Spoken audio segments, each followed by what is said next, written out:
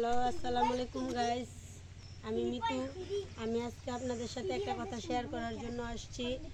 আর সেটা হলো, আপনার কোন দেশে যে এই মুহূর্তে বসবাস করতেছি, না আছে নিজেদের নিরাপত্তা, না আছে আপনার বাড়ি ঘরের নিরাপত্তা। দেখেন, গতকালকে আমি হসপিটালে ডিউটি করে মাত্র বাসায় আসছি। আসার পরে আমার আম্মু বোন বলতেছে যে তোমার বাসায় চুরি হওয়ার জন্য ওই যে মেন লাইন, আপনার ওইদিকে একটু দেখাও। মেন লাইন খাম্বা থেকে আপনার কাইটা এই যে এদিকে, এই যে এইখানে আপনার তারপর কেটে নিয়ে গেছে রাত্রে চুরি করার উদ্দেশ্যে। তো এর আগেও একদিন আমার বাড়িতে তালা ভেঙে দিনের বেলায় ঢুকছিল, হয়তো আমি ছিলাম না বাসায়। আপনার প্রতিনিয়ত এভাবে চুরি ডাকাতি যে একটা পরিস্থিতি আমরা মানে ফেস করতেছি, আসলেই আমরা নিজেদের নিরাপত্তা পারতেছি না, এবং কি বাড়ি ঘরের নিরাপত্তা নিজেরা নিশ্চিত করতে পারতেছি না। এই সিচুয়েশনে কি করব আসলে আমরা কিছু বুঝে উঠতে পারতেছি না।